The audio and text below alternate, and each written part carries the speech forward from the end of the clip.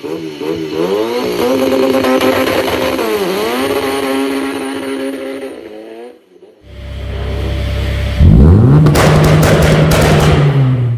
à tous, bienvenue chez MCR Garage. Dans une précédente vidéo, je vous avais parlé donc avec Cédric de HPM des cartographies éthanol. Donc HPM s'occupe des véhicules après 2003. Nous, on s'occupe des véhicules à partir de 92. Donc 92 à 99, tout ce qui est Civic, Accord, Prélude, CR-V et j'en passe. Donc là, on a fait une reprogrammation éthanol donc sur un Prélude 2 litres 2 VTI. Donc sur la première mesure, ce véhicule-là, on a sorti 190 chevaux. Donc avec la cartographie d'origine, en configuration, il avait juste des cata et un filtre BMC dans la boîte à air d'origine avec un silencieux. Donc 190, il est donné pour 185 d'origine. Donc ça fait 5 chevaux, c'est correct. Donc il a la santé. Donc là on a fait une reprogrammation éthanol, on est arrivé à 215,8 chevaux exactement en reprogrammation éthanol. On a grappillé un petit peu partout pour arriver à avoir ce chiffre là. On est passé à 240 Nm de couple, donc là on a un Prélude qui marche vraiment très très fort. Donc avec la cartographie, ça nous permet aussi de pouvoir mettre quelques petites options sympas comme le launch control, donc la procédure de départ. On peut faire du shift light, donc le voyant moteur qui s'allume au meilleur régime avant la perte de puissance sur la courbe, ce qui permet de passer le rapport au bon moment. Donc vous avez la courbe de comparaison juste là. Là aujourd'hui, je vous fais une vidéo sur l'éthanol toujours, mais on va parler plus des modèles entre 92 et 2000. Et donc on va passer notre petite EK3, on va la passer à l'éthanol ensemble, et puis on va comparer les chiffres et puis voir ce que ça donne.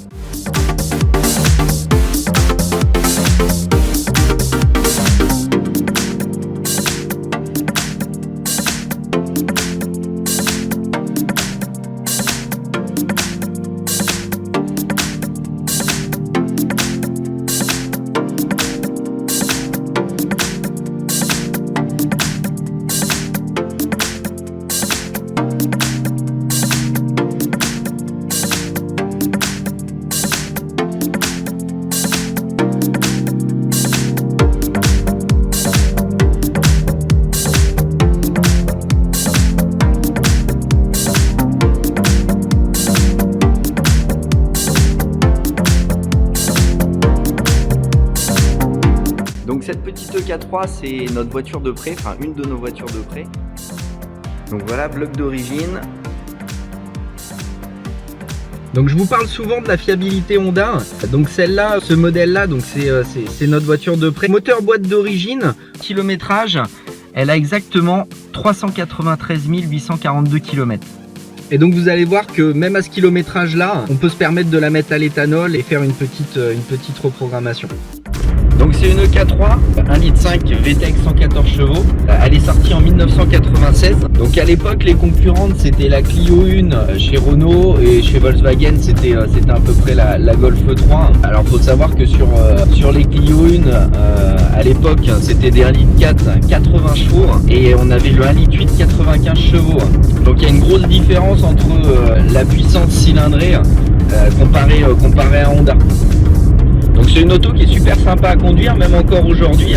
En termes de performance, aujourd'hui ça peut faire sourire, vu qu'on a encore un moteur Atmo, on n'a pas de turbo comme on peut avoir maintenant sur les nouveaux véhicules. Mais ça reste un véhicule assez sympa et puis qui a bien vieilli même à l'intérieur.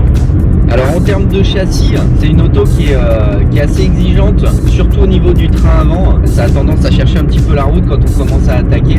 Mais c'est des choses qu'on peut régler assez facilement. On a pas mal de pièces sur ces véhicules-là et on peut faire des châssis un peu mieux préparés. Et puis après en termes de freins, c'est vraiment léger. Alors ça a toujours été chez Honda, les freins ça n'a jamais été top. Mais là on se retrouve avec des freins à disque à l'avant et des tambours à l'arrière. Alors même si les freins à disque à l'avant sont de la taille des VTI, ça reste quand même assez léger. Après c'est toujours modifiable sur l'arrière. Je sais que nous à l'atelier on monte beaucoup de freins à disque de Civic ESI ou de K4, donc pour passer en full disque avant-arrière, et je le conseille. Donc c'est une auto qui est plutôt attachante. Alors après, est-ce qu'on peut la considérer comme une petite GTI des années 90 ? Je dirais oui et non. Oui, parce que c'est une auto qui a des performances assez impressionnantes pour l'époque. Et non, parce qu'on a quand même une version K4 en 1,6 VTI 160 chevaux, où là c'est vraiment une GTI des années 90. Donc l'avantage sur cette auto, déjà c'est que c'est une Honda Civic, et les Honda Civic, ça se personnalise plutôt bien, ça se prête vraiment à la préparation et à la personnalisation. Il y a plein de pièces, il y a vraiment un choix qui est assez énorme. C'est une auto qui est plutôt sympa à customiser.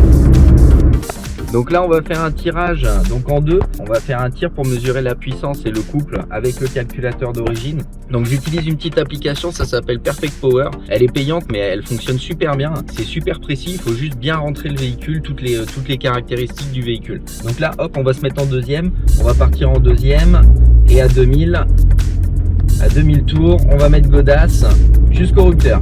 Hop, c'est parti.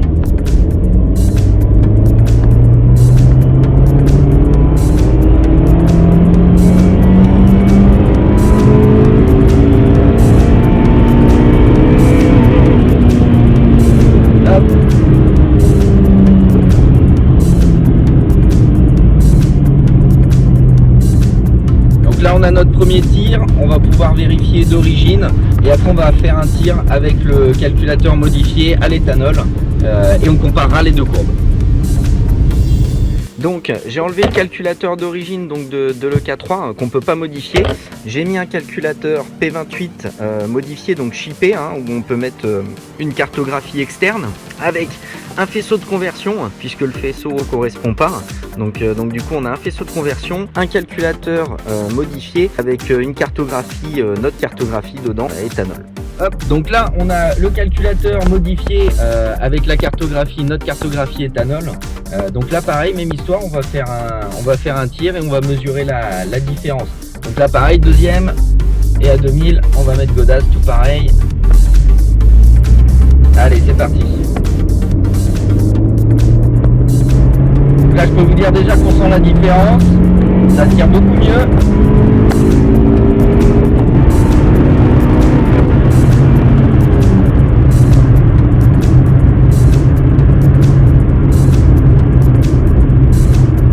Et maintenant on va comparer les deux courbes.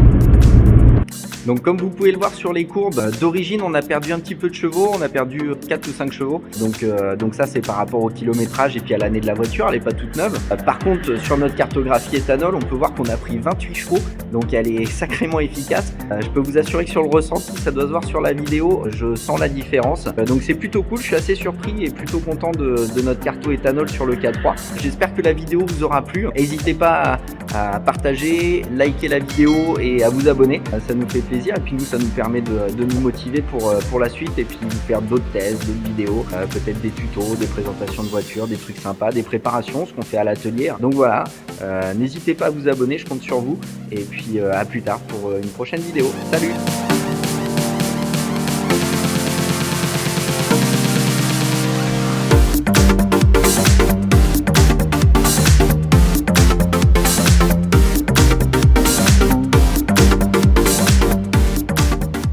N'hésitez pas à me contacter donc sur la page Facebook, par Messenger.